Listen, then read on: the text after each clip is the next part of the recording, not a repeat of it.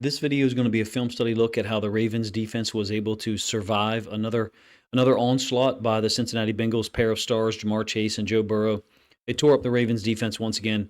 Chase in particular, 11 catches on 17 targets, 264 yards, 3 touchdowns.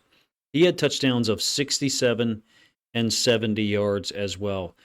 If you look at I love the NFL game book, I think they call it, whereby it gives you all the stats and the play-by-play breakdown with information. Of the Bengals' 10 longest plays on Thursday night, 7 of them were put up by Jamar Chase. Doesn't say good things about the Ravens' defense from an awareness standpoint, that on top of a 67-yard touchdown and a 70-yard touchdown, he had plays of 33, 26, 17, 17, and 15 yards. Awareness, identifying where players are pre-snap, something that I know I've been talking about for months on this channel, and I know other people have referenced as well. I want to focus on some of the coverages the Ravens played, a few of them. They played well, in fact, on a few. Some of them are blown hilariously. Like at the NFL level, some of the things that are happening at the same time are just absurd for it to be Week 10. And then finally, despite all that, and kind of actually making this a larger point, is I think the pressure got to Joe Burrow. His decision-making in some of the key moments of the game was extremely poor. And yes, I understand. He threw for 428 yards, 4 touchdowns. He has 9 TDs and 1 interception in 2 games against the Ravens defense, so he's been successful. Yes, got it. Understood. Agree. But in some of the key moments on Thursday night, where he decided to go with the football, the concept he decided to take advantage of and not either check into something else, audible, or actually use a run play, which I believe there are times where he's got the opportunity to check into a run play, meaning the Ravens have given him, almost baited him into running the football, but they will not do so. I think Joe Burrow needs to look at it, and probably has at this point, look at the game as, yes, he played well and produced a lot of stats, but in winning moments, in some of the key situations, he fell short.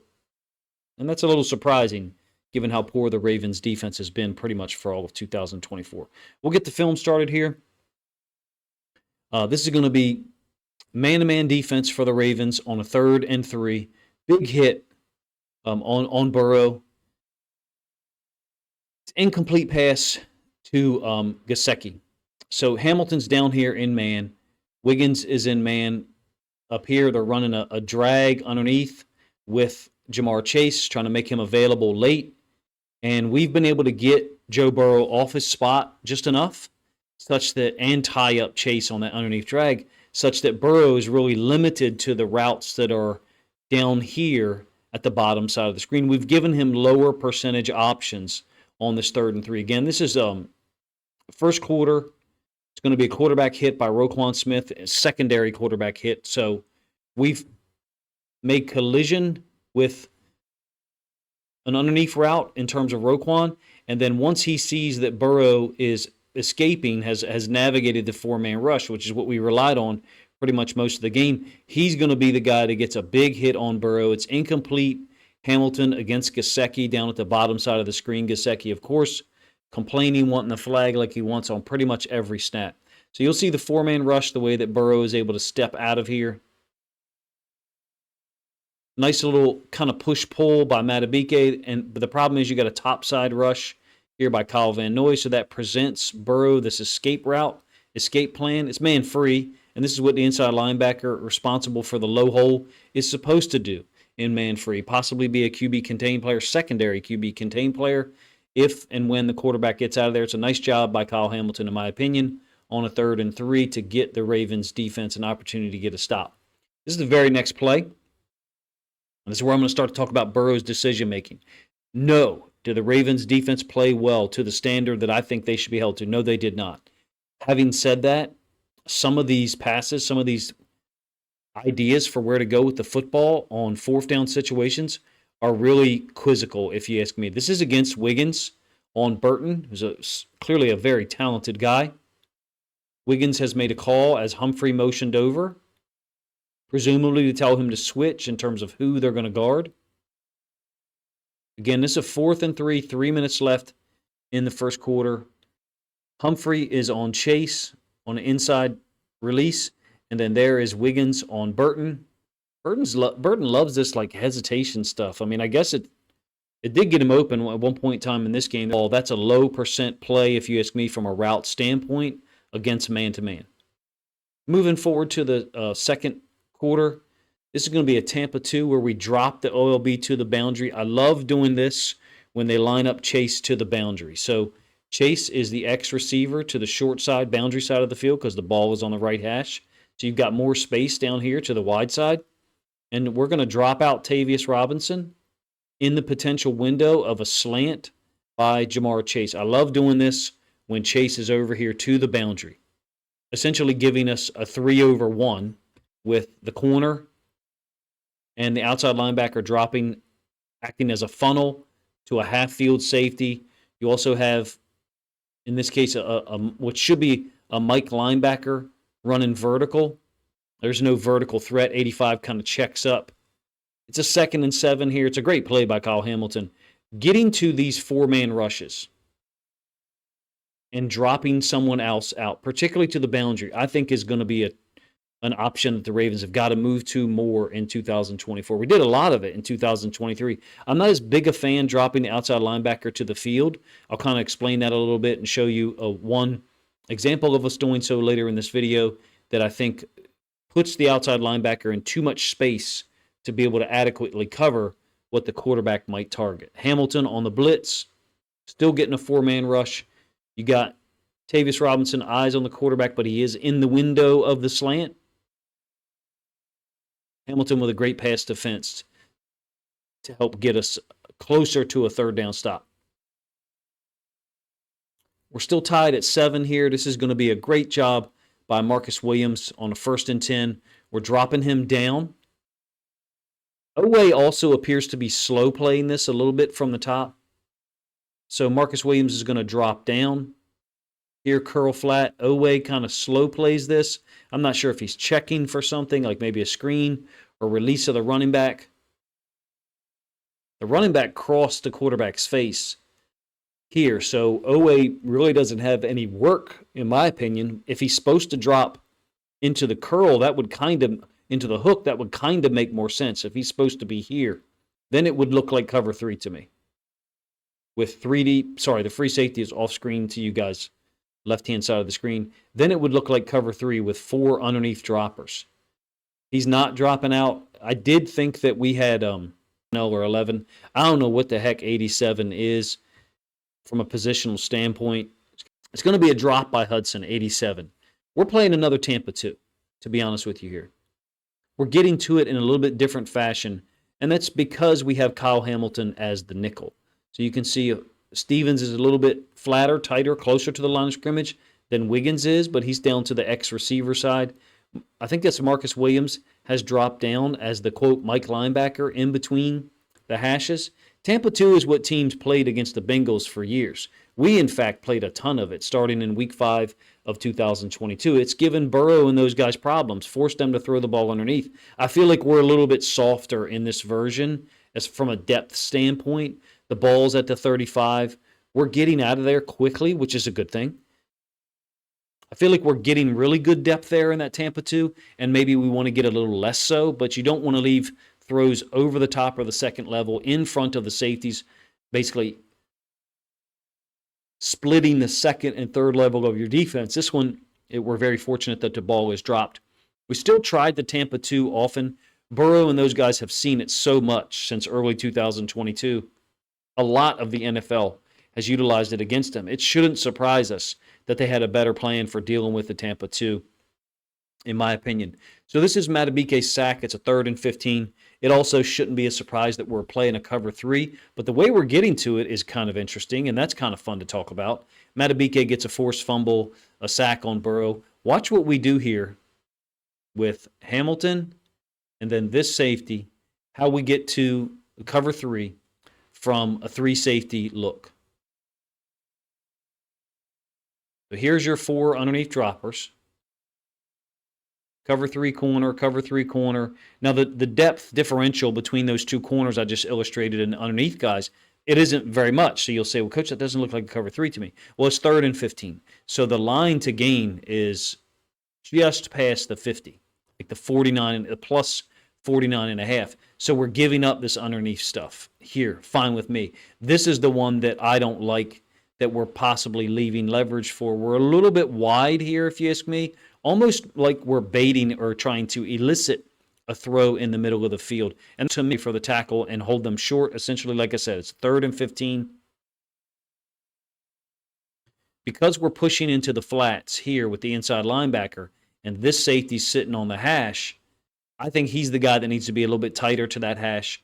We dropped this safety down, and Roquan is the hash defender here. Basically, what I'm saying is I think these two guys are a little too wide for my liking, but it's also possible we're trying to elicit that throw, and Eddie Jackson is watching it. So basically watching from the other side of the field, looking for the ball to be thrown there and either trying to jump it or make the tackle quickly. We obviously got to stop after Madubuike's sack. Going to move to the second quarter and talk about some of Burrow's decision-making.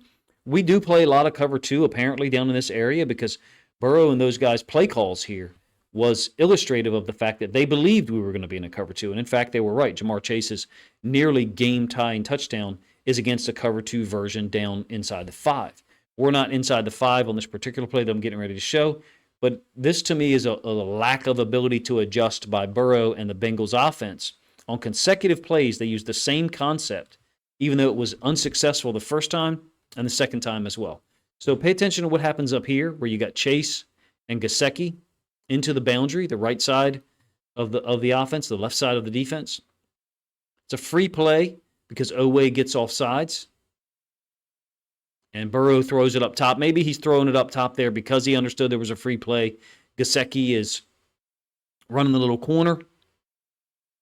Jamar Chase kind of like a little delayed in. Only so much frame to deal with. Could be something like that where he brings this back in later on after the initial drop by the corner, in this case Marlon Humphrey. Humphrey, one of the only guys making any contact with anyone still at this point. No matter where you put him, nickel defender, outside corner, dime linebacker, which I think he got one snap there in the game against the Bengals. No matter where you put him, he makes contact with people. We need more of that. We need more. Marlon Humphrey is the only guy doing that consistently, if you ask me. So we got a nice drop there by Gesicki, if you want to call it that. Ardarius Washington, I think, with a great challenge, deserves credit for that. Marlon Humphrey peeling back as a flat corner also gets involved in making Burrow throw the ball high. Well, Gesicki is 6'6". Is a penalty on Oweh, though. So the very next play, the Bengals come back to the same exact concept, except it's to the field, same exact formation.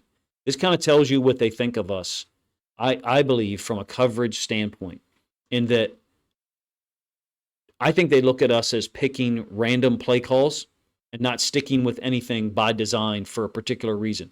This is Stevens' interception. It's the same concept. Burrow makes the same decision. Now, the previous one, maybe he knew it was a free play because Oweh was offsides. Cool. What's he see here? We've bracketed Chase because the coverage. Stevens is in the flats, just like Humphrey is up here. Half field safety to the top side. Remember on the previous play, it was Ardarius Washington challenging. In my opinion, this shows a really weird dynamic that popped up in this game in certain moments.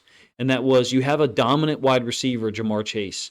And even when there's no pressure yet, on this exact moment as we pause it, you're deciding to throw the football and not giving Chase an opportunity to possibly get open on a secondary move. That doesn't happen necessarily on this play, but that dynamic that I explained, essentially not getting the ball to your best player, Jamar Chase, in certain moments, I think came back to haunt them.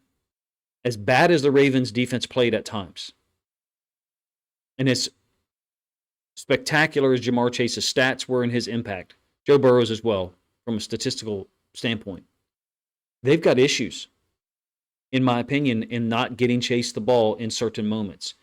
If Jamar Chase was on our team and he was putting up the singular performance that Cincinnati benefited from on Thursday night, and in fact in our visit to Cincinnati in Week 5, we would be pissed off that we didn't get him the ball in some of these spots. Now, equally pissed off should be us as Ravens fans for stuff like this. This is 2 plays later, 3rd and 5. Completion to Burton for 11 yards. Some would say, well, he beat Stevens on a slant. You can't get beat by that guy. He's a rookie. It's a third and 5, like I said. Watch what we're doing here with Simpson and Owe on the running back peeling. Yes, do I think Cincinnati's calling this to take advantage of the fact that we play so much man on the running back? Yes, I do. And I'm talking about here, Simpson to the running back. But notice Owe is tying him up, which I'm a big fan of. I like it. Allocate an outside linebacker to peel to the flats. We used to have a peel call for some of our OLBs / edge defenders. Is a great concept to take away routes, jam things up, limit the quarterback's opportunity to get certain guys the football. Well, then why in the hell is Trenton Simpson going there as well? There's no reason for both of those guys to be in that leverage. Trenton Simpson, in my opinion, should be here, helping out inside on the slant, because the rest of this looks like zone. It's oftentimes man on one in a lot of split field coverages. So you need to be a little bit independent looking in terms of how the number one receiver is defended to trips. We have trouble with trips. We really do.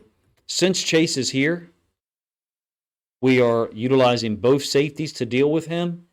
Both of these players should not be allocated to the running back. Someone should be inside leverage and or pass rushing. If Simpson's going to play man here, Owe should have been rushing the quarterback. We only end up with a 3-man rush. I think it's a blown coverage over there to the boundary. Teams are coming after us to the backside of trips, to the boundary generally. You can see the balls on the left hash. We're talking about these two guys. This is bad. This can't, at the NFL level, I don't know how this happens. Two players responding to the running back in the same manner. It's not like we're talking about Marshall Faulk back there, or a guy that catches a ton of passes in a quote modern game. Look at the leverage that Burton gets. I'm not saying that Burton isn't going to huge blown coverage by our defense. And if we are doing this correctly, I think that Roquan should be in this area and he should be focusing on the trips, or this is very similar to the interception he had last year against the Miami Dolphins. He should be pushing to the slant backside, essentially the same concept. I'm not saying he should be in that moment. And for it to be week 10 on a 3rd and 5 when we're tied at 7 at the moment, theoretically holding them there, we could have only been down 10-7. As it stands, they were able to score and make it 14-7 later. Maybe you think I'm being too harsh. I don't understand how those things keep happening at the NFL level, and it's multiple guys that it happens to or that put those plays on film. Moving forward to the third quarter, this is going to be complete to Chase. Big collision between him and Marlon Humphrey here, and Chase just runs right through it. Ojabo is supposed to drop out to the hook area, to the hash. Roquan lined up here, pushed to Simpson's drop. Simpson is blitzing. We're dropping the boundary side safety. The boundary side safety, Ardarius Washington down.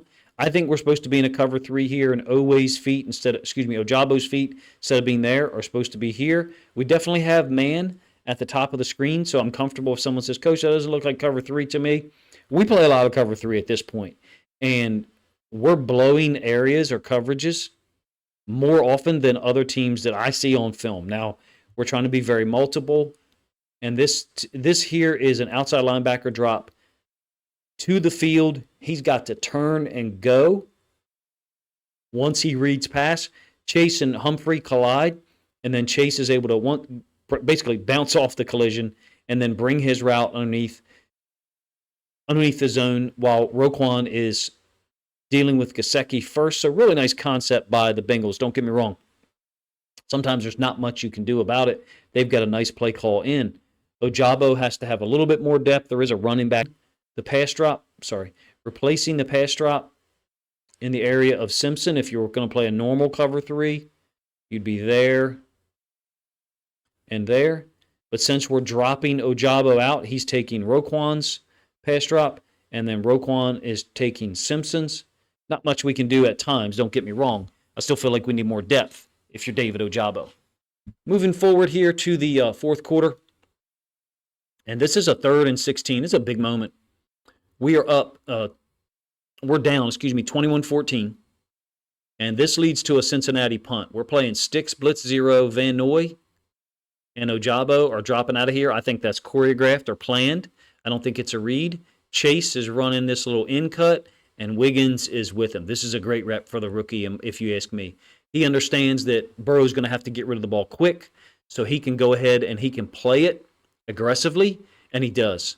Burrow's trying to snap it. Like I said, this is a 3rd and 16. We're in the fourth quarter, early fourth quarter. I think this is the first or second play of the fourth quarter. They pick up one of the blitzers with 87, and then we're unable to finish here because Burrow steps up and gets away from Ardarius. And look at the close down that Wiggins gives us. It's a little bit blurry. My apologies for that. I do plan on doing a film study video of him later this week. I think that's one of his better reps, particularly because it is against Jamar Chase. It's against a guy who was tearing us up pretty much all night and all season.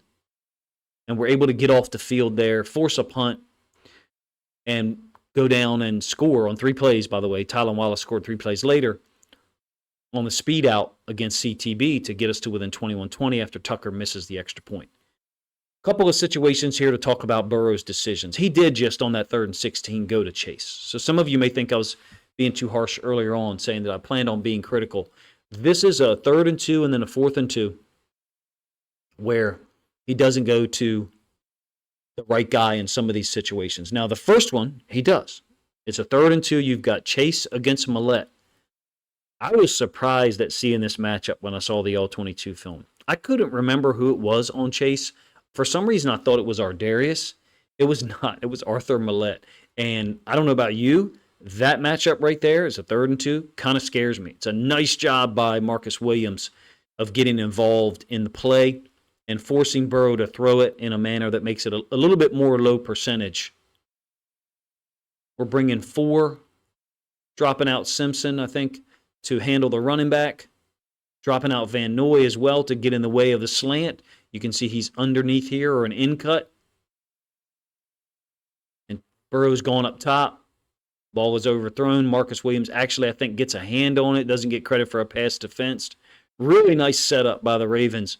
Maybe we baited them. Maybe we gave them Millette and said, we're gonna give you this option to throw the football. To go at our guys. What's interesting to me here is I think you've got Wiggins, Millette on the field, Humphrey, and then Ardarius.